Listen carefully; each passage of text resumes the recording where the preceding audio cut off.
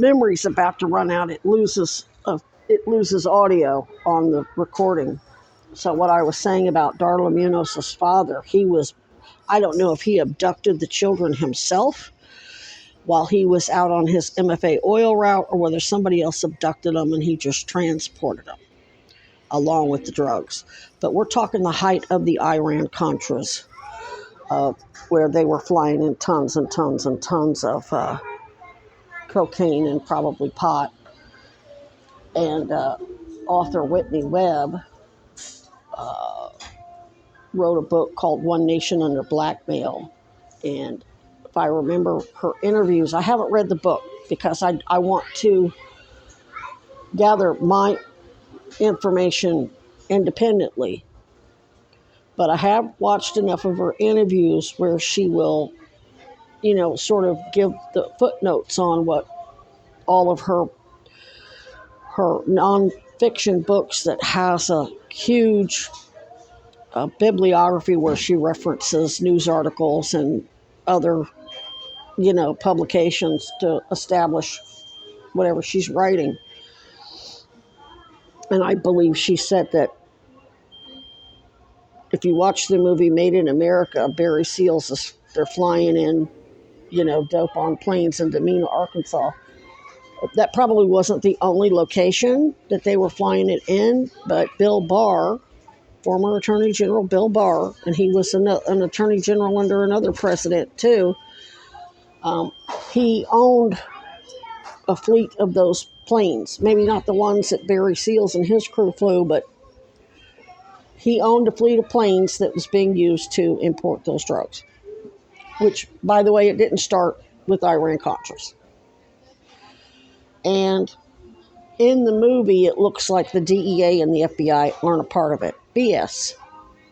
But you have oligarchs like Virginia G. Piper, a.k.a. Barry Goldwater's youngest daughter, and one of her brothers is some top admin at Secret Service, and they're investigating human trafficking and all kinds of federal crimes. They work very closely with the FBI and the DEA. In fact, as we're seeing openly and notoriously right now, most of the DOJ admin and many of the federal prosecutors, though not all, are just as corrupt. So they used the CIA to contact Barry Seals and then worked right along. He made all that money. It was buried all over his 4,000 acres or however many acres he had there in Mena. Tons and tons and tons of cash. So just like my mom and her sister and her niece, they're getting all that money. It's all going to get taken away from you.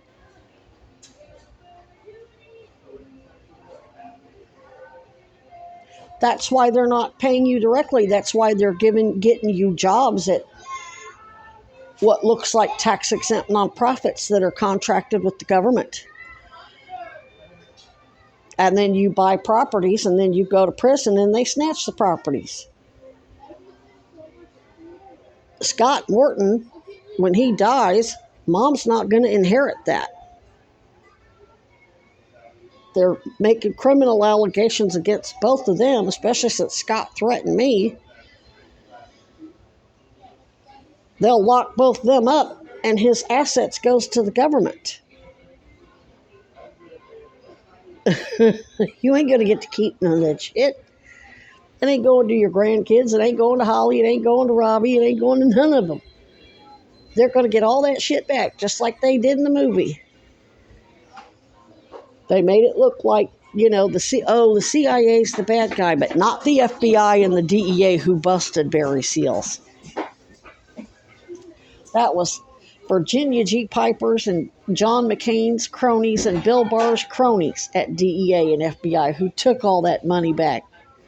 They just used him to fly it in, and then they used all these street dealers, poor people trying to make a living, to sell it, and then they locked them up. That's what Joe Biden's crime bill was all about. making it look like they're not involved, meaning the lawmakers and the law enforcement.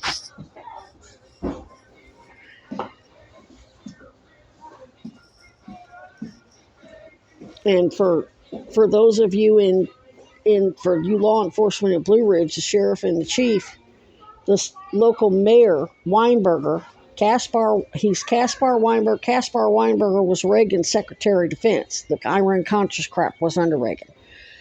Virginia Piper, a.k.a. Carol McCain, worked for Ronald Reagan. John McCain was her first husband.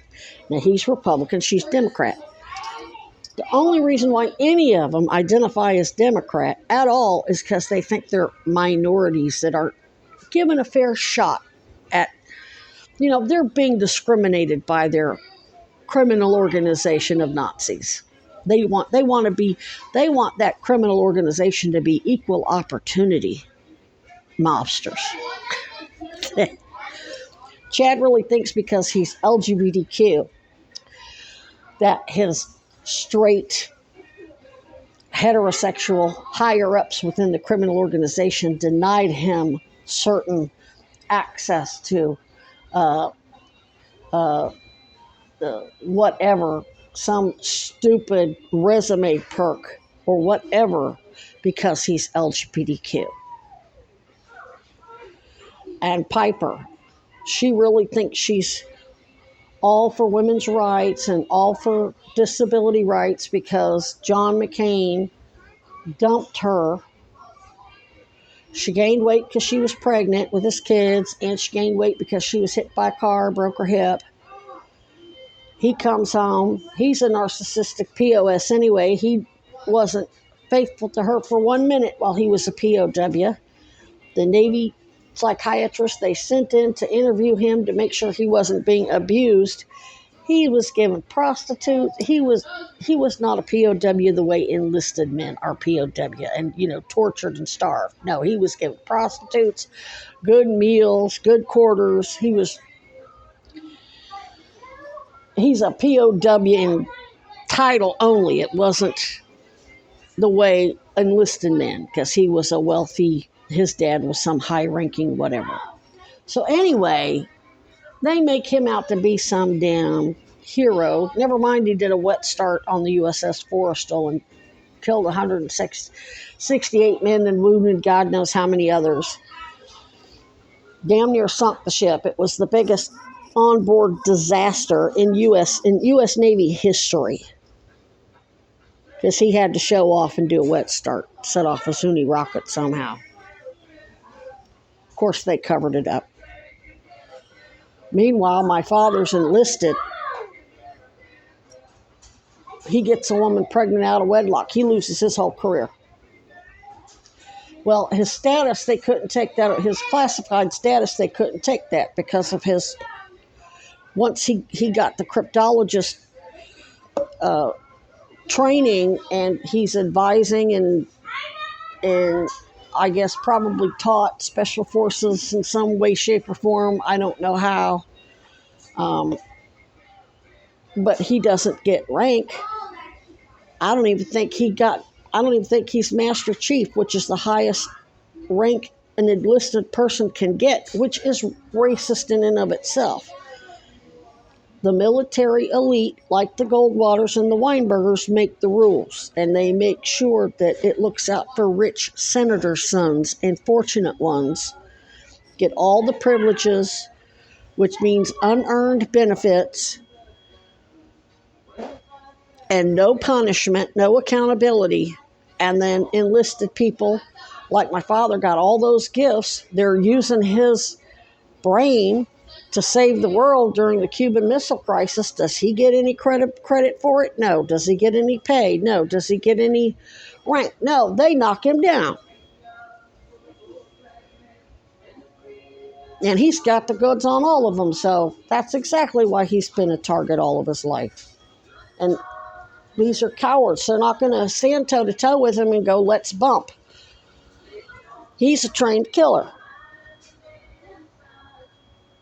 They're not going to do that, so he has an accident in this vehicle. They're in Georgia, goes to the hospital. He's got broken clavicle and I guess broken ribs and collapsed lung. I don't know. Whatever was wrong with him was pretty bad. They lie and tell him he's fine. His x-rays and everything showed nothing and sent him home to die. Luckily, they didn't buy it. Thought the doctor was a quack. No, that was a hit. They tried to kill him. And they had been trying to kill me with their healthcare frauds and whatever. And they're doing it to all kinds of veterans and military dependents and people who have nothing to do with the military.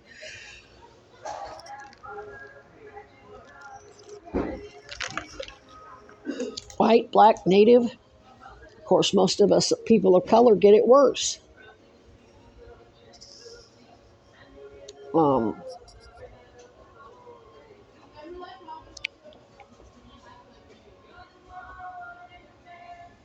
What else do I need to talk about? So the impression I'm getting is that Piper came in here and Weinberger had already, gotten plenty of corrupt shills on the police department. And Homeland Security has what's called Homeland Security Protective Services. They come in here and they bully doctors and oversight officials and police and tell them we've got an ongoing criminal investigation and this lady, she's a victim of her father and her mother.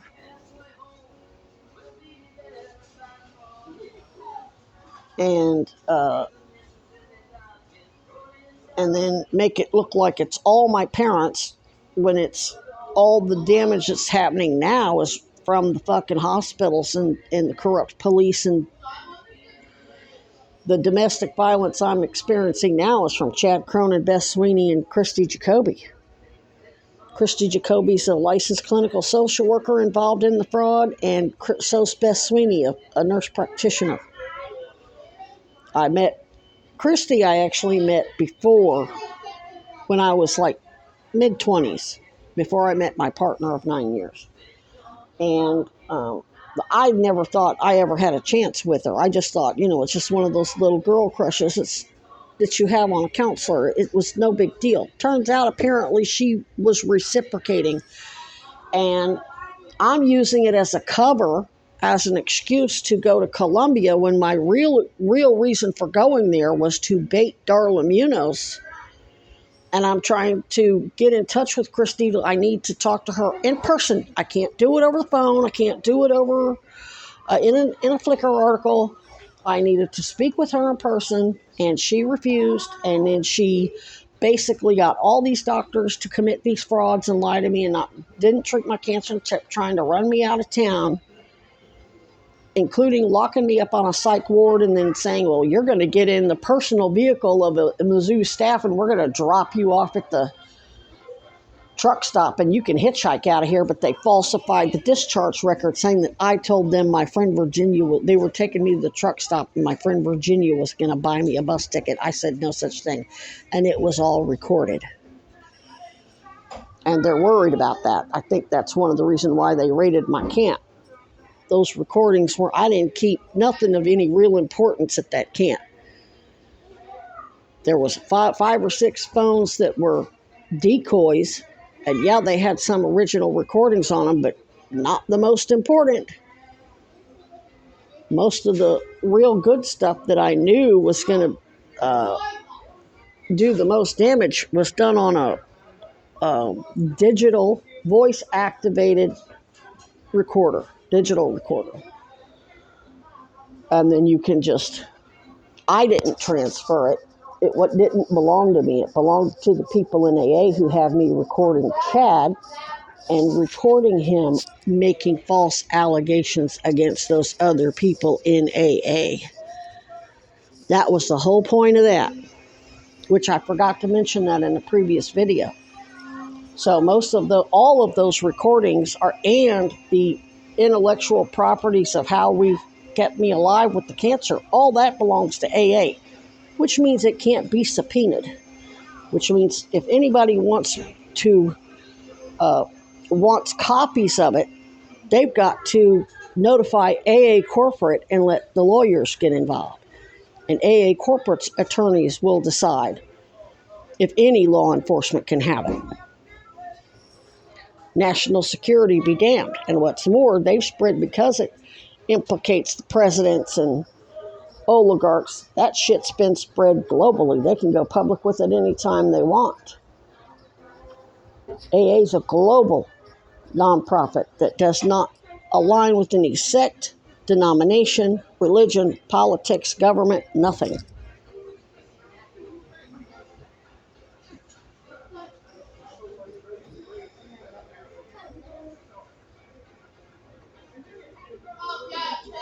And I think that's why Bill Hochul and Kathy Hochul are doing, in the state police and everybody's doing the investigation the way they are, because they know they can't subpoena that. I can offer it because I made the recordings. It's my HIPAA protected information, but some of it is of Chad making false criminal allegations against other people in AA who were, some of them were licensed professionals, some weren't. I'm not going to get into who or how or why, because that protects their anonymity, but yeah, their investigation was mandatory.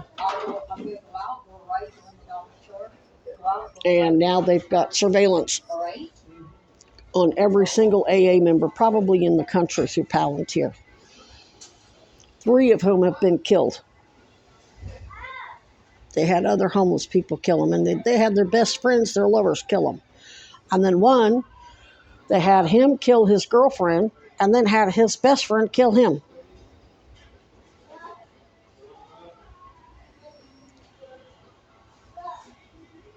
Paid him with $60,000 in free dental work, dental implants. So I'm guessing that these cops, ultimately the people getting scapegoated are the doctors and the police. And now they're all waking up going, these motherfuckers lied to us, and we're the ones looking bad. You've got our licenses on the line as doctors and police.